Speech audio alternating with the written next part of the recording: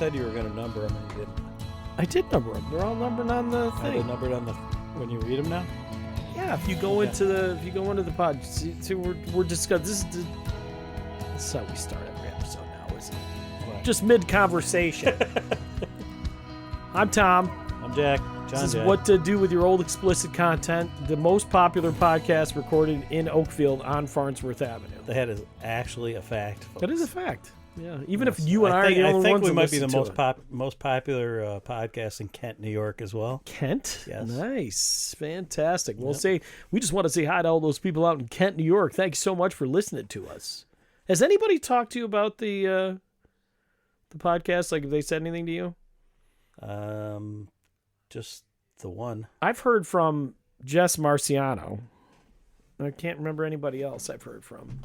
Just the one. Yeah, the light was flickering. So both of you that have been listening, so we appreciate love you. it.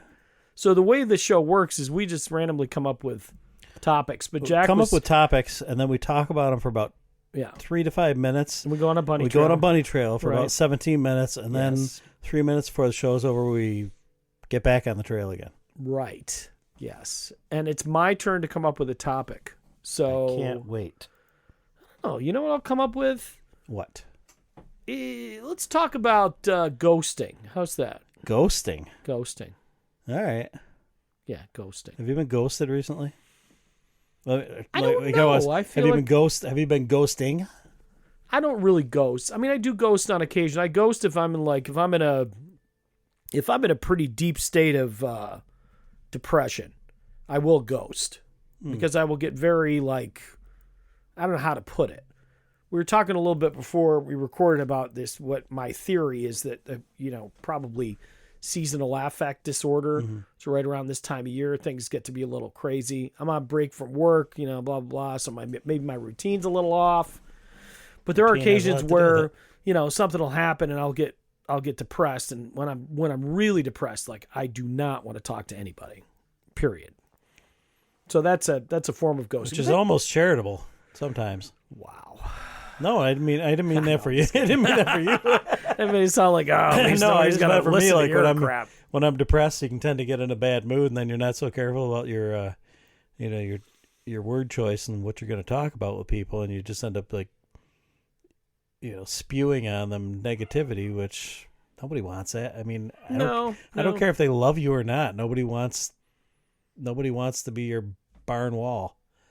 As you it's tough. I mean, there are people that are really good at really good listeners. They can have empathy, they can have sympathy, and then there's others that just. I mean, you have friends in your life that are friends for the good times. Mm-hmm. And then you have friends that are friends for the bad times.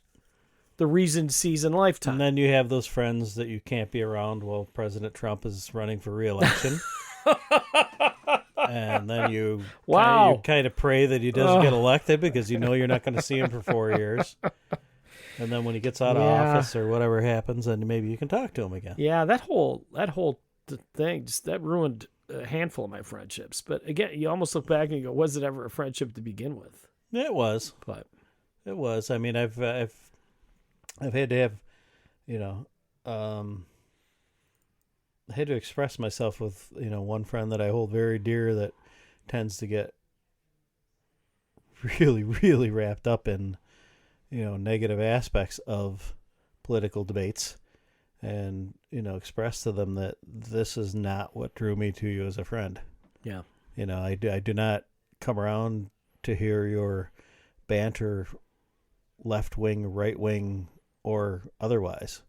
I came around because you shined a light that I liked, and I want to be around that light. But now you're, letting something extinguish it. So I had to share that a little bit. But I wouldn't ghost them. Yeah, no, I don't know. I said I don't intentionally ghost them, but I guess now in the context of what we're talking about, it's not so much as a ghosting as this, like we were just talking about earlier. You get somebody that tends to be very negative, and you don't necessarily want to be around them. And if we are the one that is being negative, I know I spend way too much time for a healthy person to be alone, and sometimes it's probably just just as well. Yeah, I'm not a huge fan of being alone, but it happens. I don't know if I'm a fan of being alone. I just spend a lot of time alone. I like to hang around with people that I have a lot in common with. Yeah. And we're running out of those as we get older. They're all dying. The pool gets smaller and smaller dying. every year. Yeah, well, this is what inspired. This is what made me think about this. So somebody posted this, and I thought it was interesting because I've lived a little of this, a lot of this actually. It says, honor the friendships that allow you to pick up from where you last left off, regardless of how long it's been since you connected. The friendships that survive hiatuses, silences, and space. Those are the connections that never die. That is a good one. It is good. And I do have friends like that. I mean, I got a friend in Ohio, for example, I see him every couple of years, and every time we're in the same room, it feels like we've always been in the same room. And my sister Kathleen and I mean, we didn't see each other for 30 some odd years. And, when circumstances brought us together, we seemed to be able to pick up from a huge gap in time.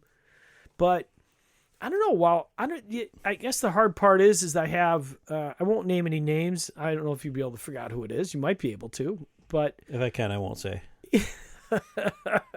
I had somebody who I considered a good friend, a close friend, a confidant, and we've, it didn't feel, some relationships, they float, the ships float off into different ports, and then eventually you find your way back. They both meet up at one port when you just happen to be there and everything's good. But you would, I don't know, there's, like I got another friend, a friend of mine who, we don't live close to each other anymore, so we don't see each other a lot. But if there's something that happens, we're there for each other. For instance, when his father went into hospice, I spent time with his dad. His dad and I shared held hands. We got to tell each other we loved each other. It was really quite a poignant, if not incredibly beautiful and validating moment for just our relationship. We're not talking friends. about Todd Rundgren, are we? No. I do have Todd Rundgren friends, though. I put them in a whole different category. But and actually Todd Rundgren fans are a good example of people that we have hiatuses, because we only get together for fan gatherings. But I still feel a lot of authenticity. A friend of mine named Sue, she is somebody I've known for years, and when our daughter-in-law, we had a fundraiser for her brain cancer, she drove up from Ohio and donated some things, and it was just really nice, because it wasn't a Todd Rundgren show, and she took the time, and when her dad passed and her sister passed, I reached out to her. So there's those moments. So I feel like that even if there's hiatuses, there's still times when there's I don't know if it's an obligation, or at least you feel moved enough to reach out to the other person. If it is an obligation, as long as it's sincere, I think it's okay. Yeah. So I don't know. So I had this one guy who just, for whatever reason, maybe I'm taking it too personally, he just kind of ghosted me. And I mean, but now I'm back and I'm sitting in the room with you doing the podcast. Thank you, Jack. It's like You're that welcome. Time is all gone. Give me a hug, Tom. But I had, my coworker, she's a young lady. She's in her mid-20s, and she's a teacher's assistant that I work with. And I don't like to use the term "my teacher's assistant." I think it's still too territorial. But whatever the case, she was talking to me. She was talking to me about how the fact that she had a similar situation, and she was going through the stages of grief. And she goes to counseling, so a counselor was like, "Oh, this is pretty normal."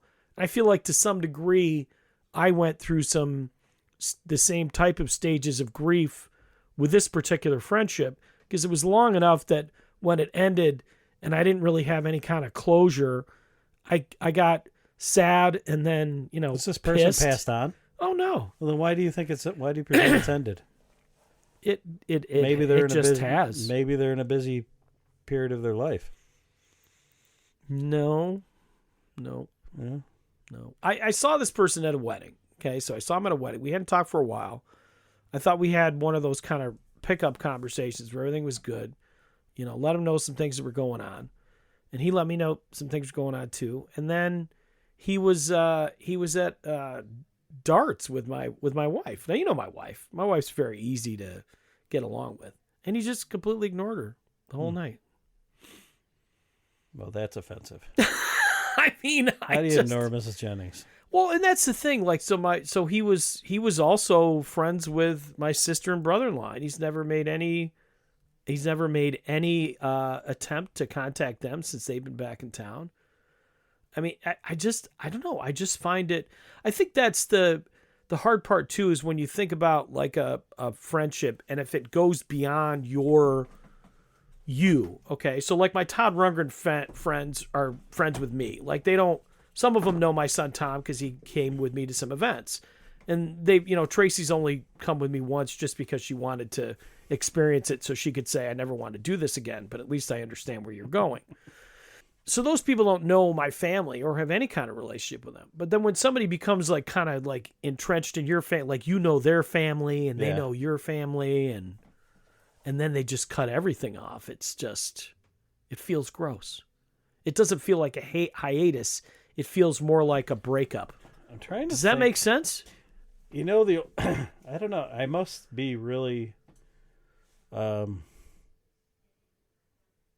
removed from this feeling or something like that, because like I'll go back on, and I know social media isn't really life and Facebook friends are not really friends, but you see those memory things and stuff like that, and I'll look back at different people that watched something or looked at something that you had shared. I'm like, oh, hey, I haven't thought about that person in a while. And then you look back and they're like, they really seemed intrigued with this thing that I was doing, or remember we participated in this other thing together, and then you look at the thing and realize, oh, we're not even friends anymore. Yeah, isn't that weird? It's weird, but it doesn't always get under my skin, because I try not to make it about me, in the respect that, like we were talking on another episode about the tattoos, about needing validation. Because, then we're thinking we need validation. Yeah. And I don't think we need validation. I think our inherent humanity gives us the validation if we allow it. I think I need validation. I think that may be a mental health issue. I wouldn't. I really disagree with that. what you're saying. I mean, yeah. I think it's something that I need to a degree that it may even become unhealthy. But I mean, I know what you're saying in terms of like, hung out with this person. Well, we built a society that needs validation right now. Yeah. But I look at like coworkers. So I've had guys that were, while we were coworkers, we were spending a lot of time together, and then we went to work different places. And so to me, that's a drift apart. And I still think, I also think there's a number of years where it's almost like, I read this book by sociologist, this sociologist Malcolm Gladwell, where he talks about, you become like all the great guitarists or writers or anything, they practice it for a certain amount of hours. I think it's like 10,000 hours or whatever. I think there's also a number of hours invested in a friendship where that friendship becomes solidified. And if it doesn't, then it becomes a little bit weird. I don't know, man, from the well, you'll like this anyway, but from the biblical standpoint, you can look at, everything has its season.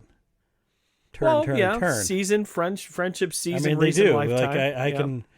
Like I can look back at relationships that I've had. I mean, my one of my dear friends before you and I met had passed away. The year before you and I met has been a decade now since he passed, which is, really quick. And I remember when we were going through all his illness with his wife. She and I spent a lot of time in the hospital together with him, but he was unconscious. And, I looked her in the face and I told her, I said, listen, I understand, because I didn't want her to carry guilt with her about ghosting me, if you will. And it was a difficult situation. I was more than happy to be there for her, for him, and I said, I don't want you thinking, in the future, if you don't talk to me anymore when this is over or anything like that, you don't need to feel guilty about it, because things do have a season sometimes, and that's okay, and she assured me that would not happen, as often people will, but she, to her credit, and I hopefully has something to do with to her late husband's memory and the friendship that we had, she does still keep in contact with us and tells us about high points that are going on in her life and different things like that.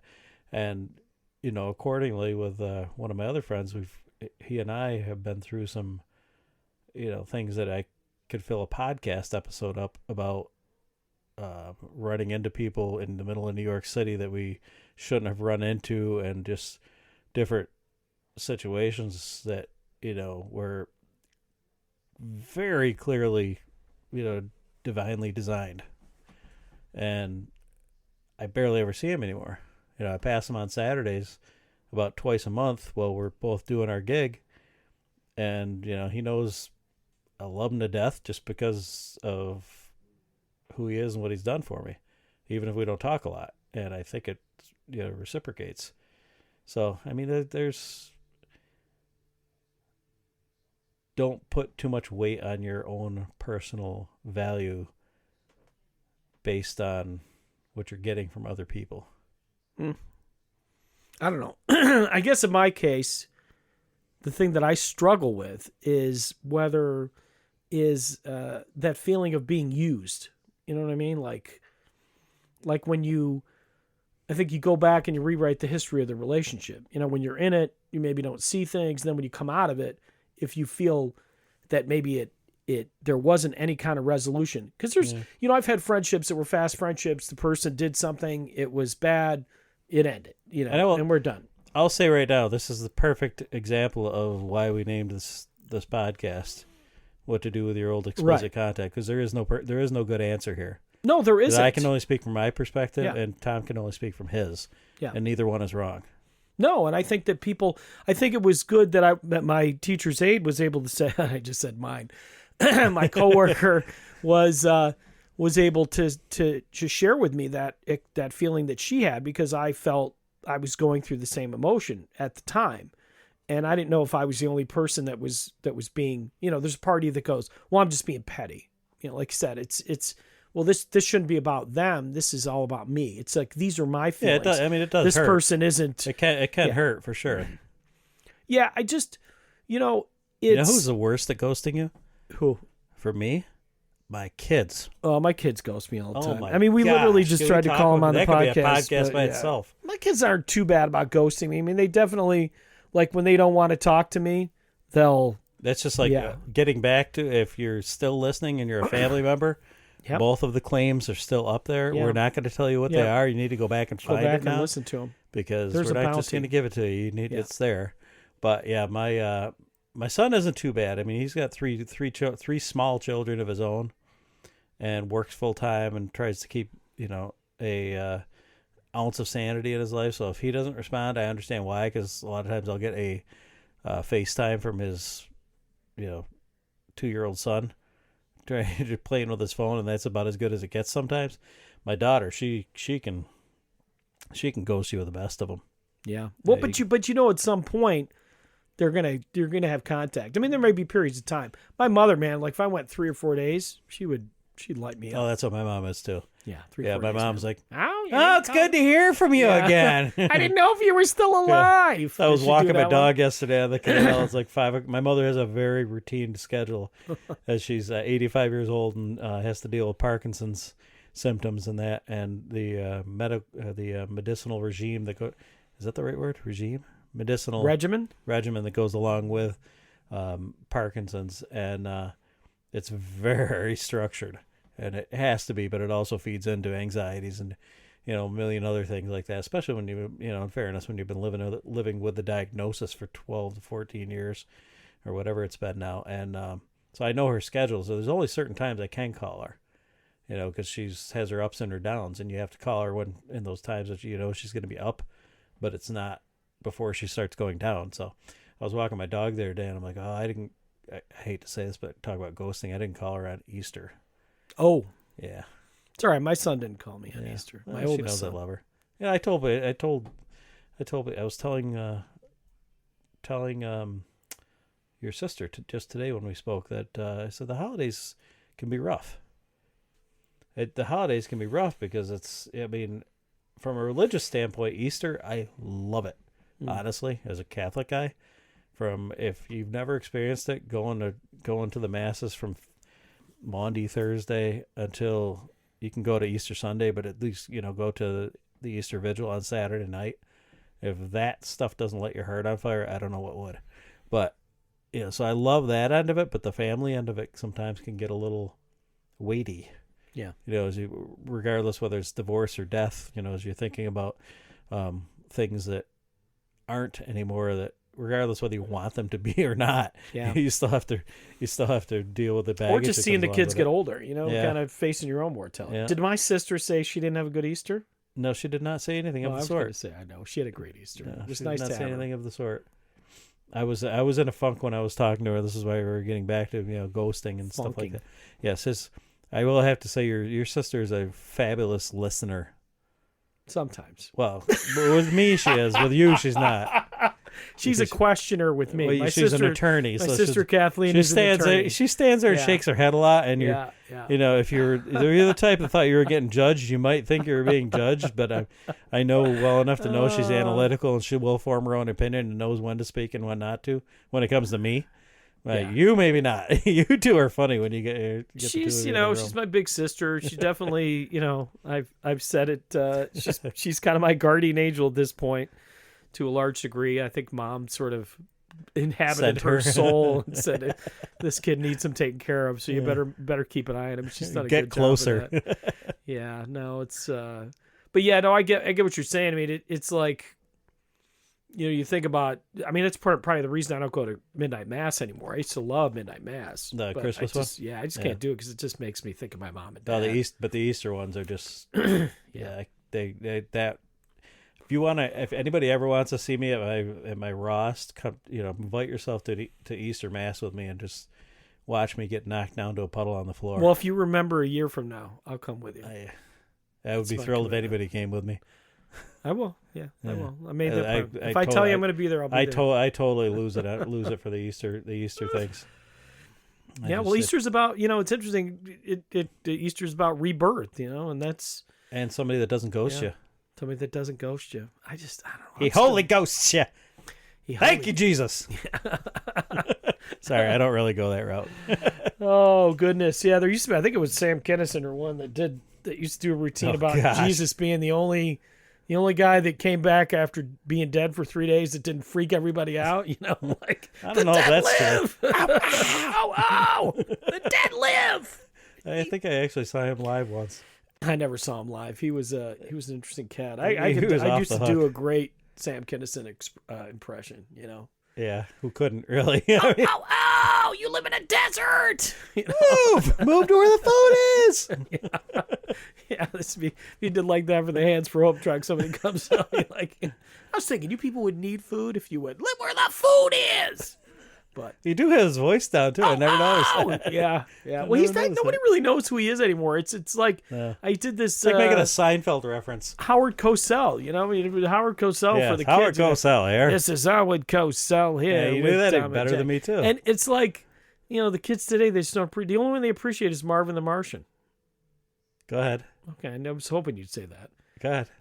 Oh no, it's Millennium Q38 self-destructing space modulator. K9. Years ago I told my ex-in-laws that I liked Marvin the Martian, and they were the type that once you told them you liked something, that's all you were going to get for the rest of your life. Yeah. I still have the Christmas socks. That's why that's why we used to have pickled pig's feet in our refrigerator, because my dad made the mistake telling my grandma that. And then, my father was like that too. He made the mistake of, my dad was a collector, and he liked to collect things. He had little school buses, he had fire trucks, he had duck decoys, fire extinguisher, any kind of fireman, anything like that. So like when he started collecting anything, it's like, oh, he's easy to shop, or you just buy him some stupid bus or duck or a lighthouse or whatever he was into now. Did he keep his ducks in a row? Interestingly enough, that was just a bad attempt at a dad joke. Interestingly enough, I went over to one of the things I used to like to do to him, which got under his wife's skin apparently way deeper than I thought it did, was I used to like to mess with his stuff when I went over there. So like if he'd step out of the room, I'd take all of his school buses and put them on the roof. Nice. Or turn them backwards, stuff like that. So he might have had them in the row when I got there, but they weren't when I left. Yeah. Nice. Yeah. So I don't know. So what should I do about my ghosted friend? Should I contact them and have some resolution? Probably be a good call and say, hey, everything going okay? No, I have no desire. Well, then that's not a bad thing too. How about just leave it alone? Don't beat yourself up over it. I'm trying. That's the point that I'm trying to get to. Yeah. I feel like Because if you beat yourself up over it, you kind of close the door on any sprouting of the relationship again. I guess. The tough part is I think that it's like, again, when you rewrite the narrative, and it may not be true, it may just be because you're looking at it through the lens of negativity and you felt like something went down that didn't go down. Again, I think in some ways you're better off having a conflict, ending the relationship, and then being able to resolve the conflict. I don't ever want to end things in a negative way with people. Well, I'm just saying, if you end it with a negative, if something bad happened, you at least have something to work out, and then you can come back to the relationship with a purpose, and the purpose is to resolve whatever that problem was. That's got to be one of the most twisted logics twisted? I've ever heard that in is my not life. Twisted. You should end all your relationships on a bad note. Say you should so you end... have something to work through when you want to come back and revisit it. No, I'm saying that there is an advantage to that because you at least know what you're dealing with. When you have a situation, maybe that's what it is. Why do you have to know what you're dealing with? Maybe I have the fear of the unknown because maybe there was something that I did that I didn't know that I did that upset this person. Now, see, this just happened to me yesterday.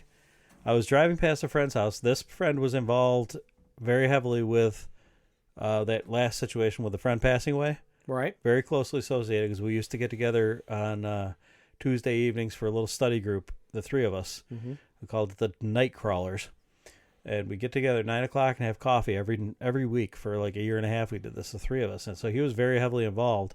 And after my other friend passed away, this one kind of went on and had his own second or third life. I don't know, as far as like relationships and friends and stuff like that. And we just weren't real close. And I just, you kind of mourn it a little bit in the respect that you have that history.